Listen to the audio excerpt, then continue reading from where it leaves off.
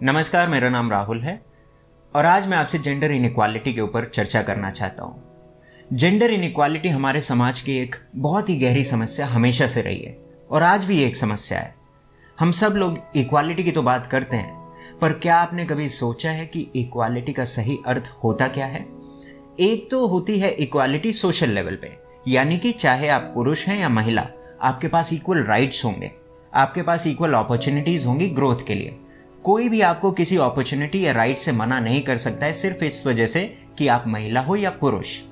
फिर उसके बाद आ जाते हैं कुछ डिफरेंसेस जो कि महिलाओं और पुरुषों में हैं। कुछ तो ये डिफरेंसेस असली हैं, कुछ ये डिफरेंसेस जो है समाज द्वारा निर्मित है।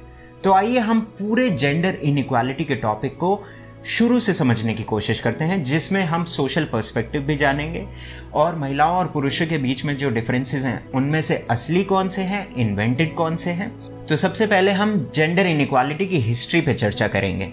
अगर हम सोशल इक्वालिटी की बात करें तो महिलाओं को हमेशा से दबाया गया है। उन्हें कभी भी इक्वल राइट्स नहीं दिए गए, उन्हें कभी भी इक्वल अपॉर्चुनिटीज नहीं दी गई हैं। हजारों साल तक जो पुरुष ने महिलाओं के साथ किया है वो बहुत ही दुर्भाग्यपूर्ण है और बहुत ही घिनौना है। महिलाओं को एजुकेशन नहीं दी जाती थी, महिलाओं को मंदिरों तक में नहीं घुसने दिया जाता था, महिलाओं को चर्च में पोजीशन नहीं दी जाती थी, कोई भी महिलाओं को धार्मिक ग्रंथ नहीं सुनने दिए जाते थे। तो पास्ट जो रहा है हमारा वो मेल शॉविनिस्ट का रहा है। और जैसे ही एग्रीकल्चरल एज शुरू हुई थी 10-12 हज़ार साल पहले, उसके बाद तो पूरी दुनिया में हर जगह पे पुरुष प्रधान समाज हावी हो गया था, जहां पे महिलाओं का शोषण बहुत ज्यादा किया जाता था। अगर हम भारत की बात करें तो यहाँ पे बाबा तुलसीदास जैसे लोग हुए जिन्होंने महिलाओं की तुलना पशुओं से की। चाणक्य ने तो ये कहा कि महिलाओं पे हम भरोसा ही नहीं कर सकते, जो कि इतनी इलॉजिकल बात है अगर आप सोचो तो। हमारे यहाँ पे सती प्रथा होती थी। एक बार अगर पति गुजर जाता था किसी महिला का तो उसको उसी पति की चिता के साथ जलना पड़ता था। ये बहुत ही दुर्भाग्यपूर्ण इतिहास है हमारे देश का। अगर हम पश्चिम की बात करें तो वहाँ पे एरिस्टोटल जैसे फिलोसोफर हुए हैं जिन्होंने बोला कि महिलाएं हर रूप में जो है पुरुषों से इन्फीरियर हैं, फिजिकली इन्फीरियर हैं, मॉरली इन्फीरियर हैं, इंटेलेक्चुअली इन्फीरियर हैं। एरिस्टोटल तो यहाँ तक भी कहता था कि महिलाएं जो हैं पुरुष की प्रॉपर्टी हैं और महिलाओं का बहुत ही लिमिटेड सामाजिक रोल है। महिलाएं सिर्फ रिप्रोड्यूस करें, यानी कि बच्चे पैदा करें, या फिर महिलाएं जो है दैनिक कार्य जो होते हैं घर को चलाने के लिए उसमें पुरुष की मदद करें। और तो और एरिस्टोटल का ये भी मानना था कि अगर कोई पुरुष महिला पे डोमिनेट नहीं करता है तो कहीं ना कहीं वो अननेचुरल है। उसका मानना ये था महिलाओं का शोषण करना, महिलाओं के ऊपर हावी होना, ये एक पॉजिटिव क्वालिटी है, एक वर्चुअस क्वालिटी है जो कि सब किसी में होनी चाहिए। और दुर्भाग्य की बात यह है कि सिकंदर, जो कि एरिस्टोटल का शिष्य था, जहां जहां दुनिया में गया वहां वहां ये आइडियाज स्प्रेड होने लगे, वहां वहां महिलाओं का शोषण होना शुरू हो गया। तो दुनिया का कोई भी कोना ले लो, पूरब हो पश्चिम हो, पुरुषों ने हमेशा महिलाओं का शोषण किया है। पुरुषों ने महिलाओं की आज़ादी छीनी है। पुरुषों ने महिलाओं को सिर्फ बच्चा पैदा करने की एक मशीन समझा है।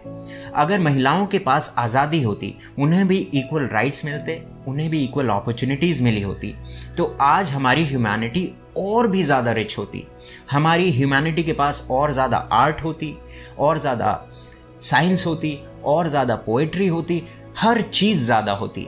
क्योंकि अभी तक ह्यूमैनिटी ने सिर्फ आधा कंट्रीब्यूशन देखा है। आधा कंट्रीब्यूशन जो कि महिलाओं की तरफ से आना था वो तो आया ही नहीं, क्योंकि महिलाओं को पूरी तरीके से दबा दिया गया था। और अभी पिछली सदी की शुरुआत तक भी हमारे समाज के कुछ इंटेलेक्चुअल्स ऐसा मानते थे कि महिलाएं जो हैं पुरुष से इन्फीरियर हैं, उनका नेचर ने डिज़ाइन ही ऐसा किया है। आप इन शब्दों को सुनो जो कि एक बायोलॉजिस्ट के हैं और एक साइंटिफिक जर्नल में पब्लिश हुए थे। Seeing that the average brain weight of women is about 5 ounces less than that of men, on merely anatomical grounds, we should be prepared to expect a marked inferiority of intellect in the former. अब इन तरीकों के claim से क्या हुआ, हमारे समाज में एक धारणा बनने लगी कि पुरुष और महिला के ब्रेन और उनकी साइकोलॉजी अलग अलग है, इसलिए उन्हें हमारे समाज में अलग अलग रोल्स चुनने चाहिए। और ये आइडियाज जो है हर कोई डाइजेस्ट नहीं कर पाया, खास करके महिलाएं। इस वजह से 1960s में एक बहुत ही बड़ा विमेन लिबरेशन मूवमेंट शुरू हुआ था, जिसका आइडिया था महिलाओं के लिए इक्वल राइट्स और इक्वल अपॉर्चुनिटीज। लेकिन देखते ही देखते ये इतना बड़ा मूवमेंट जो है कहीं ना कहीं बेवकूफ़ी भरा होने लगा, क्योंकि महिलाएं अपने इक्वल राइट्स को मांगने के चक्कर में रियलाइज नहीं कर पा रही थी कि कब वो पुरुषों जैसा एक्ट करने लगी। पहली बार महिलाएं जो है स्मोक कर रही थी क्योंकि पुरुष करता है, पहली बार महिलाएं जो है पुरुष जैसे कपड़े पहनने लगी थी। तो कहीं ना कहीं पुरुष ने महिलाओं को बहुत सालों तक दबाया और उसके रिटेलिएशन में महिलाएं पुरुष जैसा बिहेव करने लगी। तो पूरा का पूरा मूवमेंट एक तरीके से खराब होने लगा, क्योंकि जिसने आपको ऑप्रेस किया था आप उसी की तरह एक्ट करने लगे रिटेलिएशन में। अब यहाँ पे एक महत्वपूर्ण अंतर समझना पड़ेगा सिमिलैरिटी और इक्वालिटी में। पुरुष और महिला इक्वल हैं लेकिन सिमिलर नहीं है। उनके पास बराबर के हक है लेकिन वो एक समान नहीं है। पुरुष पुरुष है और महिलाएं महिलाएं हैं। महिलाओं को पुरुष बनने की कोई ज़रूरत नहीं है क्योंकि पुरुष के पास कुछ भी स्पेशल नहीं है। दोनों ही यूनिक हैं, दोनों ही एक दूसरे को कॉम्प्लीमेंट करते हैं। इस बात को हमें समझना पड़ेगा। और कुछ डिफरेंसेस तो नेचर ने ही बनाए हैं दोनों में, उनसे लड़ने की कोई ज़रूरत नहीं है। जैसे कि महिलाएं कंसीव कर सकती हैं लेकिन पुरुष नहीं कर सकते। पुरुष जनरली जो है बहुत ज़्यादा स्ट्रांग होते हैं अगर फिजिकल स्ट्रेंथ की बात करी जाए महिलाओं के कंपैरिजन में। तो यहाँ पे महिलाओं को इन्फीरियर नहीं फील करना चाहिए कि उनके पास स्ट्रांग बॉडी नहीं है, या पुरुष को इन्फीरियर नहीं फील करना चाहिए कि वो कंसीव नहीं कर सकते हैं। ये नेचर का डिज़ाइन है और नेचर की दी हुई कुछ नेचुरल ट्रेट्स एंड क्वालिटीज़ हैं। इनसे लड़ने की हमें कोई भी आवश्यकता नहीं है। अब ये तो हो गए फिजियोलॉजिकल डिफरेंसेस, लेकिन अगर अब ह्यूमन साइकोलॉजी की बात की जाए तो महिलाओं और पुरुषों में कोई अंतर ही नहीं है। एक पुरुष महिला भी है और एक महिला पुरुष भी है। थोड़ा अजीब साउंड कर रहा है लेकिन सच यही है। हर एक इंसान के अंदर फेमिनिन ट्रेट्स भी होते हैं, मैस्कुलिन ट्रेट्स भी होते हैं। और ज़रूरी नहीं कि एक महिला है तो उसके अंदर फेमिनिन ट्रेट्स ही डोमिनेंट होंगे। कुछ ऐसी महिलाएं होती हैं जिनके अंदर मैस्कुलिन ट्रेट्स डोमिनेंट होते हैं, कुछ ऐसे पुरुष होते हैं जिनके अंदर फेमिनिन ट्रेट्स डोमिनेंट होते हैं। और डोमिनेंट भी कितने डोमिनेंट होंगे इसको कोई तय करने वाला नहीं है।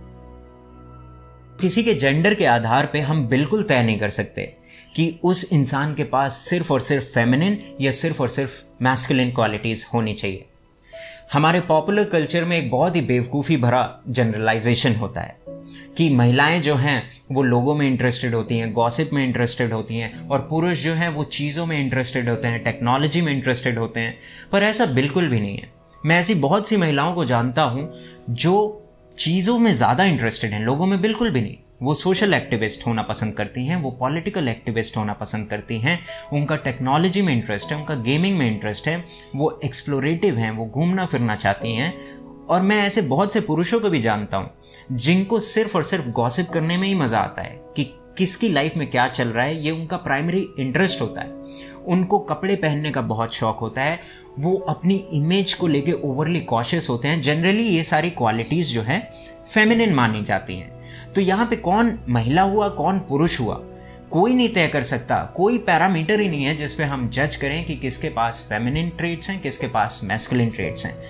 बिल्कुल भी नहीं है। तो हमें ये समझने की ज़रूरत है कि human psychology black and white नहीं है, वो एक इंद्रधनुष की तरह है। उसमें बड़े सारे रंग हैं, उसमें बड़ी सारी पॉसिबिलिटीज़ हैं। हम सब में एक डोमिनेंट ट्रेट होता है, एक नॉन डोमिनेंट ट्रेट होता है। अब डोमिनेंट ट्रेट कितना डोमिनेंट होगा ये कौन तय करेगा?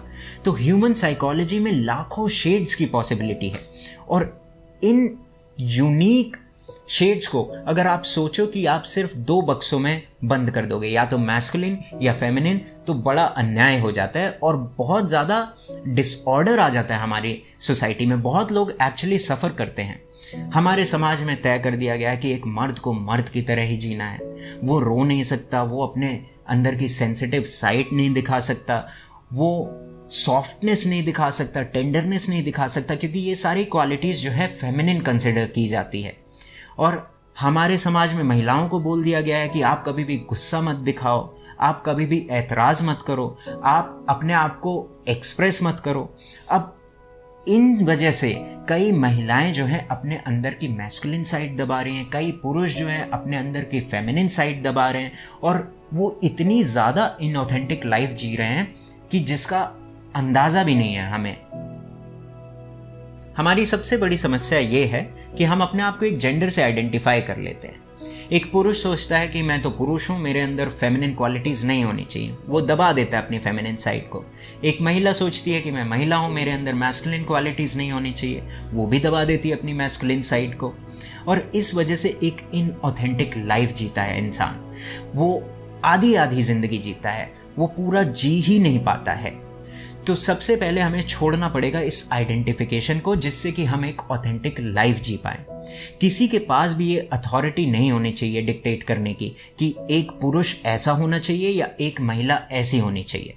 लोग हमेशा इस पे रिसर्च करते आए हैं, हमेशा इस पे आर्गुमेंट करते हुए आए हैं कि पुरुष कैसा होना चाहिए, महिला कैसी होनी चाहिए, लेकिन आज तक भी इसके ऊपर कुछ भी एब्सोल्यूट नहीं कहा जा सकता है और कहने की कोई ज़रूरत भी नहीं है। हम इंसान हैं एक पुरुष या महिला होने से पहले, और हम एक नेचुरल लाइफ जी सकते हैं। हमें जो ऑथेंटिक, जो सहज लगता है उसको हम पूरा पूरा जी सकते हैं। एक समझदार समाज में लोगों को जेंडर आइडेंटिफिकेशन का आइडिया ड्रॉप करना पड़ेगा पूरी तरीके से। उन्हें अपनी दोनों क्वालिटीज़, दोनों ट्रेड्स को एम्ब्रेस करना पड़ेगा, फेमिनिन साइड को भी, मैस्कुलिन साइड को भी, जिससे कि एक पुरुष महिला की तरह भी जी पाए और एक महिला पुरुष की तरह जी पाए।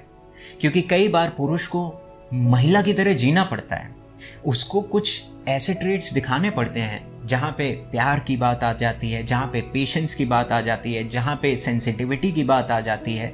तो ये सारी क्वालिटीज़ पुरुष के पास है ही नहीं, और कई बार महिला को पुरुष की तरह जीने की बहुत ज़्यादा ज़रूरत है। जब एग्रेशन की बात आ जाती है, जब अपने आप को एक्सप्रेस करने की बात आ जाती है, तो महिला को भी ये सारी क्वालिटीज़ दिखानी पड़ेंगी।